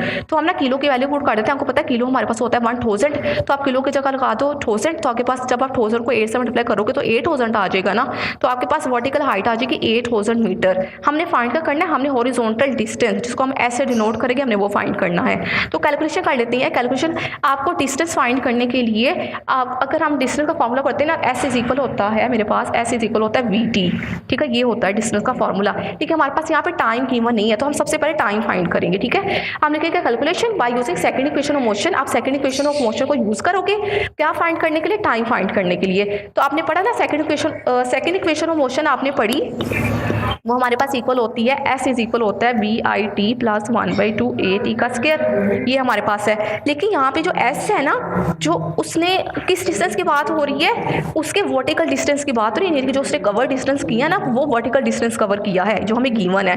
तो इसलिए मैं एस की जगह लिख लूँगी वाई। वाई क्या है मेरे पास, वर्टिकल डिस्टेंस है, इज इक्वल है we i y t plus 1/2 g t का स्क्वायर। ए की जगह आप पुट कर दोगे जी, तो आपके पास वर्टिकल डिस्टेंस जो वाई है वो आ जाएगा 8000। सिर्फ आपने वैल्यूज पुट करनी है, 8000 इज इक्वल है वी आई वाई, यानी कि आपके पास जो वर्टिकल स्पीड है वो क्या है, 0 है, तो आपने इसका 0 पुट कर दिया। टी प्लस 1/2 जी आपके पास क्या गिवन है, जी आपके पास गिवन है 9.8 की वैल्यू होती है टी का स्क्वायर। अब आपने यहाँ पे 8000 एज इट इज आ गया, जब 0 टी के साथ मल्टीप्लाई होगा तो 0 ही हो जाएगा ना, वो तो खत्म होगी सारी वैल्यू। आपने यहाँ पे ना कटिंग कर ले, जब आप 2 को डिवाइड करोगे ना 9.8 के साथ, तो आपके पास आ जाएगा 4.9, यानी कि 2 1 2, 2 4 8, एक कैरी चला गया, 2 9 18, तो आपके पास आंसर आ जाएगा 4.9 टी का स्क्वायर। अब हमें टी चाहिए ना, हमने टी को सेपरेट करना है। 4.9 यहाँ मल्टीप्लाई हो रहा है, वहाँ पे जाएगा तो क्या हो जाएगा, डिवाइड हो जाएगा। तो आपने ना 800 को ना डिवाइड करना है 4.9 के साथ, तो आपके पास आंसर आ जाएगा, जो भी कैलकुलेटर पे आएगा ना आप लिख देना, 8000 को आपने 4.9 के साथ डिवाइड करना है। अब हमारे पास यहाँ पे टी का स्क्वायर है ना, तो टी का स्क्वायर खत्म करने के लिए आपको क्या करना पड़ेगा, दोनों साइड पर अंडर रूट लेना पड़ेगा, तो इसका स्क्वायर अंडर रूट से कैंसिल हो जाएगा, और आपने कैलकुलेटर पे ना आप अपने इसका अंडर रूट ले लेना है, तो आपके पास आंसर आ जाएगा 40.40 सेकेंड। साइन आ गया आपके पास। अब आप उसका जो है वो फाइंड कर ले horizontal distance. Horizontal distance as is equal है वी एक्स मल्टीप्लाई टी, और वी एक्स यानी कि आपके पास हॉरिजॉन्टल डिस्टेंस कितना गिवन है, वो था 200, तो आप इसी जगह पुट कर दो 200 मल्टीप्लाई टाइम जो आपने अभी फाइंड किया है 40.40, तो आप जब इसको दोनों को मल्टीप्लाई करोगे ना, तो आपके पास आंसर आ जाएगा 80 यानी कि 8080 मीटर। और यहाँ पे आपके पास अगर हम पॉइंट्स में लिखे, क्योंकि आपके पास तो आंसर जो है ना वो पॉइंट्स में है, तो आपने यहाँ से लिखकर पॉइंट को यहाँ पे लेकर आए हो ना, तो आप कितने डिजिट चले हो, आप यहाँ पे जो है पॉइंट को लेकर आए, तो आपके पास आ जाएगा 8.08 मीटर, ये आपके पास आपका रिक्वायर्ड आंसर आ गया है। ठीक है, आई होप सो कि आपको जो है वो अपनी इस न्यूमेरिकल की समझ आ गई है, यानी कि ये जो बॉम्ब होगा ना, वो हॉरिजॉन्टल डिस्टेंस यानी कि एक्स एक्सिस पे जितना आपको दूर जाके गिरेगा ना, वो हमारे पास आए 8.08 मीटर। आगे हमारे पास है न्यूमेरिकल नंबर 2.9। 2.9 में हमें कहा गया है why does the range R of the projectile remain the same when the angle of the projectile is change from theta to theta dash, जिसको आप कम्प्लीमेंट एंगल भी कहते हो, कम्प्लीमेंट्री एंगल भी कहते हो, इक्वल है 90 degree minus theta. Also show that for the complementary angle of the projection the ratio R divide by R dash is equal to 1। ये हमारे पास जो है वो एक डेरिवेशन जैसा न्यूमेरिकल है। तो गिवन डाटा बात कर लेते हैं। गिवन डाटा, अच्छा मैंने यहाँ के पास प्रोजेक्ट आई मोशन का ये केस है, वो ही है। गिवन डाटा में हमारे पास 2 एंगल गिवन है। फर्स्ट एंगल थीटा गिवन है, उसको मैंने कह दिया फर्स्ट एंगल वो हमारे पास है थीटा। सेकंड एंगल जो हमारे पास है थीटा डैश, जिसको हम कम्प्लीमेंट्री एंगल भी कहते हैं, वो हमारे पास है 90 डिग्री माइनस थीटा। हमने फाइंड का करना है, हमने ना शो करनी है 2 चीज़ें बतानी है। Show that the ranges are same for theta and theta dash. कह रहा है कि जो हमारे पास इस प्रोजेक्शन की रेंज होगी ना, वो इस दोनों, चाहे आप एंगल थीटा यूज़ करो या चाहे आप एंगल थीटा डैश यानी कि 90 डिग्री माइनस थीटा पुट करो, कोई फर्क नहीं पड़ता, दोनों में सेम वैल्यूज आती हैं। किसकी, रेंज की वैल्यू सेम आती है। कह रहा है कि अगर आप एंगल को चेंज कर दो ना, कितना चेंज करो, एक दफ़ा एंगल को थीटा रखो और एक दफ़ा एंगल को थीटा डैश रखो, यानी कि 90 माइनस थीटा भी पुट कर दो, तो उसके रेंजिंग में यानी कि रेंजेस में कोई फर्क नहीं आता। ये आपने शो करना है। दूसरा हमें कह रहा है एंड द रेशियो, और कह रहा है इसकी ना जो है ना रेशियोज की, रेंजेस की रेशियो यानी कि R divide by R prime is equal है 1, इसको शो करना आपने फॉर कम्प्लीमेंट्री एंगल्स। कैलकुलेशन करते हैं। आपको पता है the range of the projectile आपके पास होता है at angle theta is given by theta angle के लिए आपके पास जो प्रोजेक्शन का जो रेंज होती है वो इक्वल होती है आर इज इक्वल है, आपने पढ़ा आर इज इक्वल होता है वी आई का square sine 2 theta divide by g. आपने इसको इक्वेशन नंबर 1 का नाम दे देना है। और अगर हम इसकी यानी कि इस वाले सेकंड एंगल के लिए रेंज की बात करें तो हमारे पास होता है the range R prime for the projectile as a angle theta dash is equal 90 degree minus theta is, ये हमारे पास होता है थीटा डैश। आपने ना सिर्फ आर की जगह ऊपर प्राइम लगा देना, ये डैश लगा देना, इसको प्राइम भी कहते हैं और डैश भी कहते हैं। इज इक्वल है वी आई का स्क्वायर साइन 2 थीटा की जगह क्या लगा दो कि डैश डिवाइडेड बाई जी। अब ये जो थीटा डैश है ना, हम इसकी जगह वैल्यू पुट करते हैं, ये वाली 90 डिग्री माइनस थीटा की वैल्यू पुट करते हैं। तो देखते हैं क्या आता है। अब जस्ट हमने ना थीटा की जगह पुट कर दिया 90 माइनस थीटा, यानी कि थीटा डैश की वैल्यू पुट की है। ये ना थीटा डैश इज इक्वल है 90 डिग्री माइनस थीटा, तो हमने थीटा डैश की जगह वैल्यू पुट कर दी 90 degree minus theta divide by g as it is. तो वी आई का स्क्वायर, अब ये जो 2 है मल्टीप्लाई हो जाएगा ना, 2 जब 90 के साथ मल्टीप्लाई हो जाएगा तो 180 आ जाएगा, और 2 जब थीटा के साथ मल्टीप्लाई होगा तो 2 थीटा आ जाएगा। तो आपके पास जो है ना वैल्यू क्या हो जाएगी, आपके पास आ गया साइन, और साइन का एंगल आपके पास आ गया 180 माइनस 2 थीटा। और ये हमारे पास ट्रिग्नोमेट्री आइडेंटिटी है कि साइन 180 माइनस 2 थीटा इज इक्वल साइन 2 थीटा के बराबर ही होता है। ये ना ये आपने ये अगर आप मेडिकल के स्टूडेंट हो तो आपने नहीं पढ़ा होगा, लेकिन अगर आपने मैथ पढ़ा है ना एफएससी का मतलब प्री इंजीनियरिंग का, तो उसमें ना ये पढ़ा होता है, आपने बस याद कर लेना है, चाहे आप मेडिकल को चाहे आप इंजीनियरिंग को, कि साइन 180 डिग्री माइनस 2 थीटा हमारे पास साइन 2 थीटा के बराबर ही होता है। ये ट्रिग्नोमेट्री आइडेंटिटी है। तो आगे पास क्या आ जाएगा, इसके जगह आपके पास आ जाएगा साइन 2 थीटा।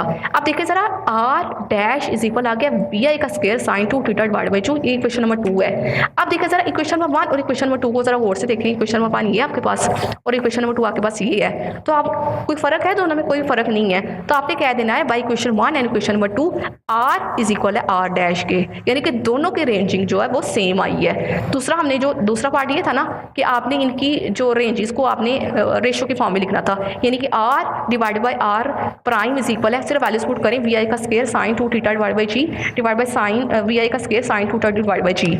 तो देखिए सर ये ऊपर वाला सारा ये सारे से कट जाएगा, ये वाला इससे कट जाएगा, तो आपके पास क्या आंसर आ जाएगा 1। जब ऊपर नीचे वाली कटिंग होती है ना तो 1 आता है, तो आपके पास आ गया 1, और यही हमने प्रूव करना था। तो आई होप सो कि आपको इसकी समझ आ गई है। आगे हमारे पास है न्यूमेरिकल नंबर 10। न्यूमेरिकल नंबर 10 में हमें कहा गया है a trolley of mass 1.0 kilogram moving with the velocity of 1.0 metre per second, moving with the velocity of 1.0 metre per second collide with a similar trolley at rest. तो आपने इसको समझना है बोर्ड से। कह रहा है कि हमारे पास एक ट्रॉली है और उसका मैस गिवन है। कह रहा है कि वो ना उसी जो है सिमिलर मतलब उसी वेट जैसी ना एक दूसरी ट्रॉली के साथ जो रेस्ट से पड़ी उसके साथ टकराती है।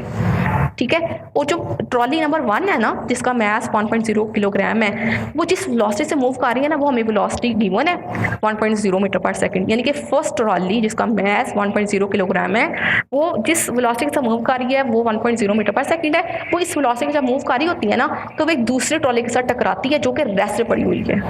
नंबर 1 भी क्या कहना है आपने, क्या बताना है, कहते हैं आफ्टर कोलिंगन, जैसे इन दोनों के तुम्हारे कोलिंगन होती है the first trolley come to rest. अब जो फर्स्ट ट्रॉली है वो रेस्ट पे आ गई है, पहले वो मूव कर रही थी, कितनी वेलोसिटी के साथ मूव कर रही थी 1 मीटर पर सेकंड के साथ, और दूसरी ट्रॉली जो रेस्ट पे थी। लेकिन जब उनकी कोलिंगन हुई है ना तो फर्स्ट ट्रॉली रेस्ट पे चली गई है, whereas the second trolley the second starts moving with the velocity of 1 metre per second. जितनी पहले के साथ जो मूव कर रही थी ना अब दूसरी उसके साथ टकराने के बाद दूसरी उसकी वेलोसिटी के साथ मूव करने लग गई है इन द सेम डायरेक्शन में। Show that it is an example of elastic collision. ये इलास्टिक कोलिंगन की आपके पास एग्जांपल है, आपने बताना है। सबसे पहले आपको इलास्टिक कोलिंगन का बताना चाहिए। तो इलास्टिक कोलिंगन आपने पढ़ा ऐसी collision in which the collision in which the kinetic energy remain conserved या सेम या constant is called elastic collision. यानी कि वो कोलिंगन जिसका हमारे पास काइनेटिक एनर्जी कांस्टेंट रहती है, सेम रहती है, कंजर्व रहती है, उसको हम कहते हैं इलास्टिक कोलिंगन। तो आपने बताना है कि आपके पास ना असल में ये इलास्टिक कोलिंगन का जो आपने केस पढ़ा था ना केस नंबर 1 ये वो ही गिवन है। लेट्स सपोज अगर मैं आपको बताऊँ ना बुक में जो था ना लेट्स सपोज 2 बॉल्स हैं, ट्रॉली दिया ना हम इसको कंसिडर करते हैं, लेट्स सपोज बॉल है। अब देखिए ये आपकी बॉल है, जितना इसका मैस है ना उतना ही इसका मैस है, दोनों सिमिलर है। सिमिलर का मतलब होता है कि एक जैसे मैस की है। लेट्स सपोज अगर इसका मैस है 1 kg तो इस वाली बॉल का भी मैस क्या होगा 1 kg। अब ये जो बॉल है ना ये कर रही है मूव कर रही है 1 मीटर पर सेकंड की स्पीड के साथ मूव कर रही है। अब ये मूव कर रही है, ये क्या है, ये रेस्ट पे है। ठीक है, ये रेस्ट पे है। अच्छा ये रेस्ट पे ये मूव कर रही है। अब ये दोनों एक दूसरे के साथ कोलाइड करी हैं। जैसे कोलाइड करी है ना तो जो फर्स्ट वाले ने अपनी स्पीड इसको ट्रांसफर कर दी है और इसने अपनी स्पीड इसको ट्रांसफर कर दी है, यानी कि रेस्ट पे इसकी वेलोसिटी है 0। जब कोलिंगन होगी ना तो कोलिंगन होने के बाद जो होगी ना मैस m वाली बॉल वो उसकी वेलोसिटी क्या हो जाएगी, जो इसकी थी 0 हो जाएगी, और जो इसकी वेलोसिटी इसकी हो जाएगी 1 मीटर पर सेकंड। अब ये रेस्ट पे चलेगी मतलब, और ये क्या होगी, ये मूव करने लग गई, यानी कि इसने अपनी इसको कर दी ट्रांसफर वेलोसिटी और इसने अपनी इसको ट्रांसफर कर दी। ये आपने को साबित करना है। तो गिवन डाटा बात कर लेते हैं। गिवन डाटा में हमारे पास है मैस गिवन है, मैस ऑफ फर्स्ट ट्रॉली हमारे पास गिवन है, जिसको हमने M1 से डिनोट किया, हमारे पास है 1 किलोग्राम। और मैस ऑफ सेकंड ट्रॉली भी सेम है, जिसको हमने M2 से डिनोट किया, हमारे पास है 1 kilogram. Velocity of first trolley की वेलोसिटी हमने V1 से हमने डिनोट किया, हमारे पास है 1 मीटर पर सेकंड। और वेलोसिटी ऑफ सेकंड ट्रॉली, जो सेकंड ट्रॉली उसकी वेलोसिटी हमारे पास V2 है, जिसको हमने जो है वो हमारे पास 0 है। तो आफ्टर कोलिजन, जैसे कोलिजन होती है, कोलिजन के बाद velocity of first trolley, first velocity की ट्रॉली जिसको हमने V1 डैश से डिनोट किया, वो हमारे पास आ गई 0, यानी कि उसने इसको दे दी और इसने इसको दे दी। तो वेलोसिटी ऑफ सेकंड ट्रॉली जो है उसको हमने V2 डैश से डिनोट किया, वो हमारे पास है 1 मीटर पर सेकंड। हमने क्या प्रूव करना, हमने प्रूव करना है show that it is N elastic collision. ये हमारे पास इलास्टिक कोलिजन की एग्जांपल है, ये हमने करना है। तो इलास्टिक कोलिजन करने का आपको क्या करना होगा, आपको जो है वो उसकी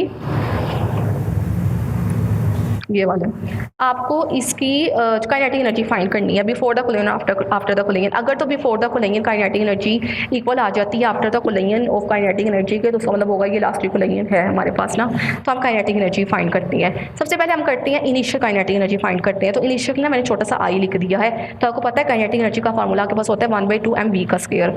तो अगर फर्स्ट ट्रॉली है उसके लिए हम लगा देंगे 1/2 m1 v1 का स्क्वायर, और जो सेकंड ट्रॉली के लिए लगा देंगे प्लस 1/2 m2 v2 का स्क्वायर, यानी कि दोनों ट्रॉलीज की ना काइनेटिक एनर्जी को हम प्लस करेंगे तो हमारे पास इनिशियल काइनेटिक एनर्जी आ जाएगी बिफोर कोलिजन के केस में।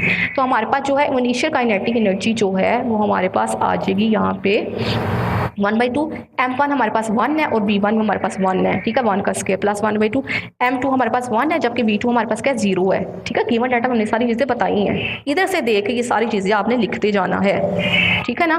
देख लो m1 और v1 दोनों 1 है, वेलोसिटी में v1 है और v1 वेलोसिटी 1 है और v2 वेलोसिटी 0 है। तो सिर्फ मैंने यहाँ पुट कर दिया v2 वेलोसिटी 0 और बाकी सारी चीज़ें जो है m1 v1 और m2 हमारे पास 1 है। तो ये तो सारा 0 हो जाएगा ना, ये वाला सारा 0 जब 1 से मल्टीप्लाई होगा तो 0 आ जाएगा, और 0 जब 1.2 के साथ मल्टीप्लाई होगा तो ये सारा फैक्टर क्या हो जाएगा 0। तो हमारे पास क्या रह गया 1/2 इंटू 1 का स्क्वायर। जब आप इसको कैलकुलेट करोगे ना 1/2 को कैलकुलेटर में, तो आपके पास 0.5 आ जाएगा, यानी कि हमारे पास इनिशियल काइनेटिक एनर्जी आ गई 0.5 joule.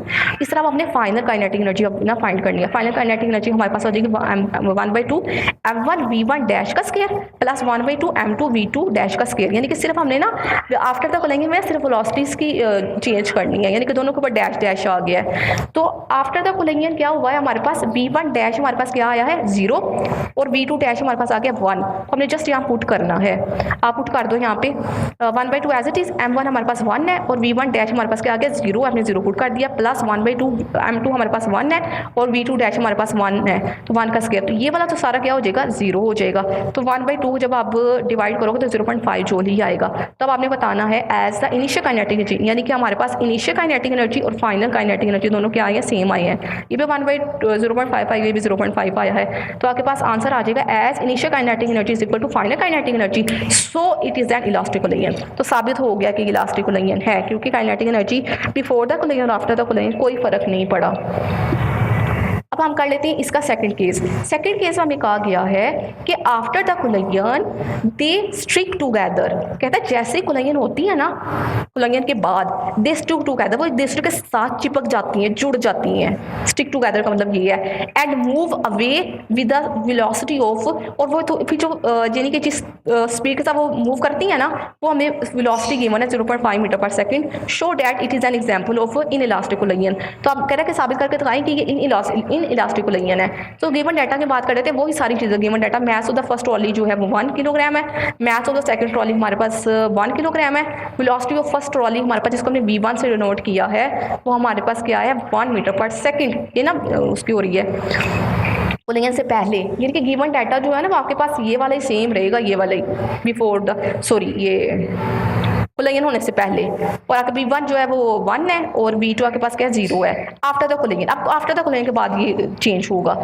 Velocity of first trolley, यानी कि जब वो दूसरे के साथ चिपक गई हैं, तो जब चिपक गई हैं ना दूसरे के साथ, तो फिर दोनों की वेलोसिटी सेम है, यानी कि final velocity of first trolley is equal velocity of second trolley, जिसको हमने वीएफ से डिनोट किया, वो हमारे पास आई है 0.5 मीटर पर सेकंड। तो हमने शो करना है कि it is N in elastic line. तो कैलकुलेशन करते हैं। कैलकुलेशन करने के लिए आपको इनिशियल काइनेटिक एनर्जी सबसे पहले फाइंड करनी है। तो आप लिखोगे initial kinetic energy is equal 1/2 m1 v1 का स्क्वायर प्लस 1/2 m2 v2 का स्क्वायर, यानी कि फर्स्ट बॉल की kinetic energy plus second trolley की काइनेटिक एनर्जी। तो आपके पास आ जाएगा 1/2, सिर्फ आपने वैल्यूज पुट करनी है।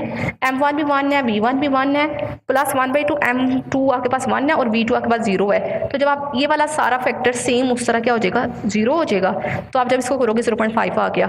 इस तरह आपने जो है वो फाइनल काइनेटिक एनर्जी जो है पुट कर लेनी है। फाइनल काइनेटिक एनर्जी के लिए आपके पास आ जाएगा 1/2 m1 plus m2 into v2 का स्क्वायर, क्योंकि ना फाइनल काइनेटिक एनर्जी में आपके पास जो फाइनल वेलोसिटी है ना वो दोनों में सेम है, इसलिए हम ना फाइनल वेलोसिटी को vf का स्क्वायर कॉमन ले लेंगे। आपने जो वैल्यूज पुट करनी है, m1 मैस 1 है, m2 भी मैस 1 है और इंटू 0.5 का स्क्वायर, यानी कि हमारे पास फाइनल वेलोसिटी 0.5 है। तो आपने इसका पुट कर देना 0.5 का स्क्वायर। अब आपने इस सारी वैल्यूज को कैलकुलेटर पे कैलकुलेट करना है। 1/2 ये वाला 2 से कैंसिल हो जाएगा, तो 0.5 का स्क्वायर हमारे पास आ जाएगा 0.25।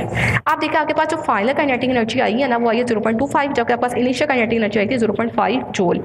तो दोनों क्या आएंगे, डिफरेंट आएगी। आपने लिखना है as initial kinetic energy is not equal to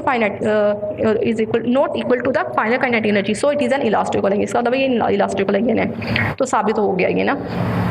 आगे हमारे पास है न्यूमेरिकल नंबर 2.11। 2.11 हमें कहा गया है railway wagon of mass 4 × 10⁴ kilogram moving with the velocity of 3 metre per second collides with another wagon of the mass 2 × 10⁴ kilogram which is at rest.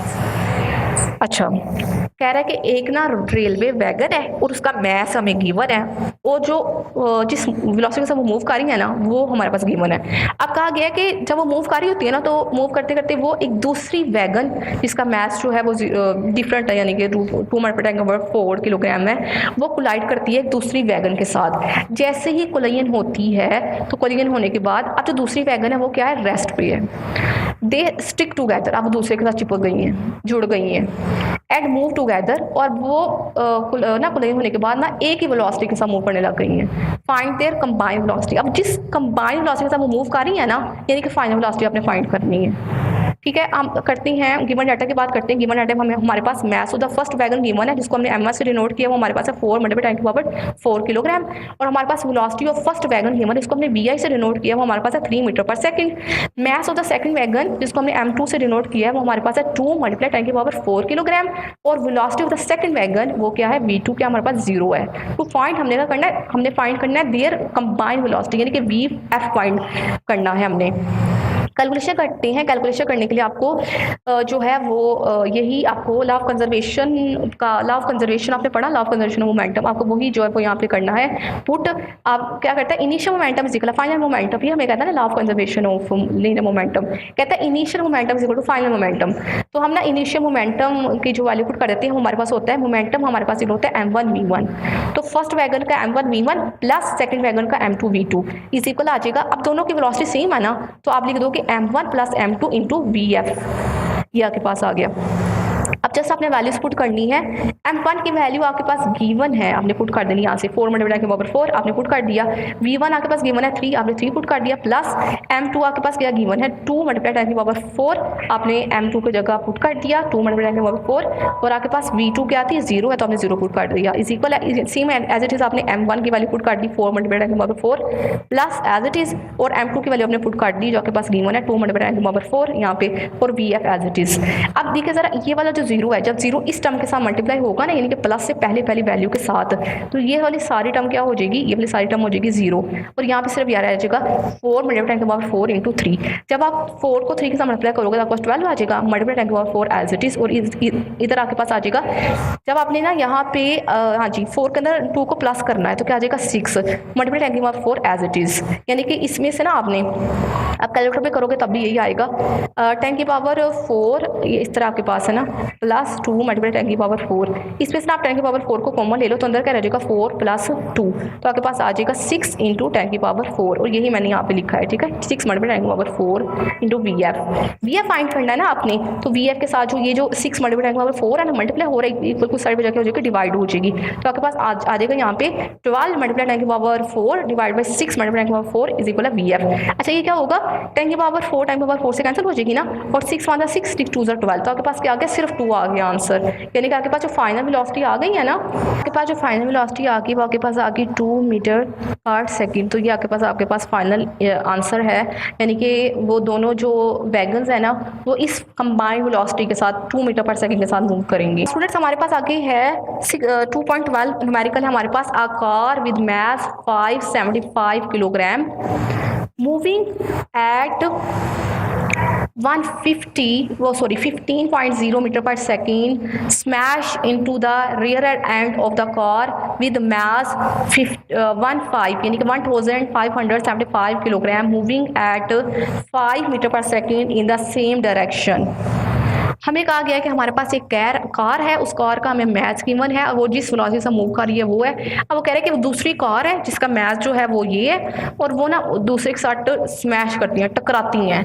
तो टकराने के बाद ना जो इन द सेम डायरेक्शन जो दूसरी कार है ना वो भी एक वेलोसिटी के साथ मूव कर रही है, तो आपने ना इन द सेम डायरेक्शन में ना जब वो टकराती है ना, तो टकराने के बाद यानी कि स्मैश होने के बाद आपने ए पे बताना है what is the final velocity if the French car look together, यानी कि वो जो कार है ना उसकी फाइनल वेलोसिटी क्या हो जाएगी, यानी कि जो टकराई है कार्स, तो उन दोनों कार की फाइनल वेलोसिटी क्या हो जाएगी, यानी कि वही कंबाइंड वेलोसिटी आपने फाइंड करनी है। नंबर 2 पे आपने how much the kinetic energy is lost in this collision, और आपने जो बताना है कि इस कोलिजन के अंदर कितनी काइनेटिक एनर्जी जो है वो ज़ाया हुई है, यानी कि लॉस हुई है, वो फाइंड करनी है। तो कैलकुलेशन सोल्यूशन करते हैं। सोल्यूशन करने के लिए आपको सबसे पहले गिवन डाटा लिखना पड़ेगा। गिवन डाटा हमारे पास है mass of the first car जिसको हमने m1 से डिनोट किया वो हमारे पास है 575 kilogram, velocity of the first car जिसको हमने v1 से डिनोट किया वो हमारे पास है 15 metre per second, mass of the second car जिसको हमने m2 से डिनोट किया वो हमारे पास है 1575 kilogram, velocity of the second car हमारे पास जिसको हमने v2 से डिनोट किया वो हमारे पास है 5 मीटर पर सेकंड। हमने दो चीज़ें फाइंड करनी है, देयर कंबाइंड वेलोसिटी जिसको हमने vf से डिनोट किया हमने फाइंड करना है, और हमने v में हमने loss in kinetic energy find करनी है। तो कैलकुलेशन करती हैं। कैलकुलेशन के लिए सबसे पहले नंबर 1A को जो है वो करती हैं। सेम उस तरह हमने यहाँ पे भी law of conservation of momentum को लगाना है। वो हमारे पास कहता है इनिशियल मोमेंटम इज इक्वल है फाइनल मोमेंटम, तो इनिशियल मोमेंटम हमारे पास होता है m1 v1 plus m2 v2 is equal होता है फाइनल मोमेंटम। फाइनल मोमेंटम हमारे पास जो फाइनल वेलोसिटी है ना वो कंबाइन है, यानी कि दोनों में सेम ऐसा कर दोगे m1 plus m2 into vf कर दोगे। अब वैल्यूज पुट करनी है आपने जस्ट m1 की वैल्यू हमारे पास थी 575 और v1 हमारे पास 15 है, प्लस m2 हमारे पास है 1575 और v2 हमारे पास है 5 इज इक्वल है एज इट इज आपने m1 यानी कि 575 और प्लस m2 की जगह 1575 और vf हमने फाइंड करना है एज इट इज रहेगा। अब आपने सारी वैल्यूज को ना कैलकुलेटर पे कैलकुलेट करना है। पहले आपने 575 को मल्टीप्लाई करना है 15 के साथ, जो आंसर आएगा आपने उसको प्लस कर देना है इन दोनों को मल्टीप्लाई करने के बाद, यानी कि सबसे पहले आपने इन दोनों को मल्टीप्लाई करना है, जो आंसर आएगा वो लिख देना है, तो आपने प्लस एज इट इज लिख देना है, और इन दोनों को मल्टीप्लाई करके लिख देना है, जो आंसर आएगा लिख देना है, इन दोनों को प्लस कर देना तो आपके पास आ जाएगा 116,500 आ जाएगा इज इक्वल है। इन दोनों को प्लस करोगे तो आपके पास आ जाएगा 2150 और vf एज इट इज। अब vf फाइंड करना है ना, तो ये जो वैल्यू जो है ये vf के साथ मल्टीप्लाई हो रहा है, वहाँ पे जाएगा तो डिवाइड हो जाएगी, तो आपने ना आप कैलकुलेटर पे ना इस दोनों को डिवाइड कर देना है, तो आपके पास जब डिवाइड करोगे तो आपके पास आंसर आ जाएगा 7.67 मीटर पर सेकंड। आपके पास फाइनल वेलोसिटी आ गई है। और loss in kinetic energy find करने के लिए आप क्या करोगे, सबसे पहले आपको इनिशियल काइनेटिक एनर्जी फाइंड करनी होगी। इनिशियल काइनेटिक एनर्जी हमारे पास होती है बिफोर द कोलिजन, यानी कि 1/2 m1 v1 का स्क्वायर प्लस 1/2 m2 v2 का स्क्वायर। तो आपने जस्ट वैल्यूज पुट करनी है। 1/2 m1 मेरे पास है 575 और v1 मेरे पास है 15 का स्क्वायर प्लस 1/2 m2 मेरे पास है 1575 और v2 है 5 का स्क्वायर। आपने इन सब को कैलकुलेटर पे कैलकुलेट करना है, तो आपके पास आंसर आ जाएगा फाइनल 84375 जूल। इनिशियल आ गई है ना, इस तरह आपने फाइनल ये आ गया आपके पास before the collision, sorry after, हाँ जी ये आपके पास आ गया बिफोर द कोलिजन, ये कोलिजन से पहले, यानी कि जो इनिशियल काइनेटिक एनर्जी आई है ना ये बिफोर द कोलिजन आई है।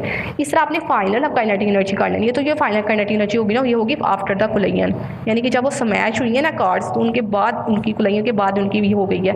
1/2 m1 final kinetic energy is equal है 1/2 m1 plus m2 into V F का स्क्वायर, तो 1/2 एज इट इज m1 की वैल्यू पुट करोगे आपके पास आ जाएगी 575 प्लस m2 आपके पास आ जाएगा 1575 इंटू वी एफ जो है आपके पास, वी एफ जो आपने अभी फाइंड किया, अभी फाइंड किया ये वाला, ये पुट कर देना है आपने 7.67। इसको जब आप पुट कर दो तो आपके पास जो है वो फाइनल काइनेटिक एनर्जी आ जाएगी 63241 जूल। अब आपने लॉसी काइनेटिक एनर्जी फाइंड करनी है ना, तो लॉसी काइनेटिक एनर्जी हमारे पास होती है initial kinetic energy minus final kinetic energy.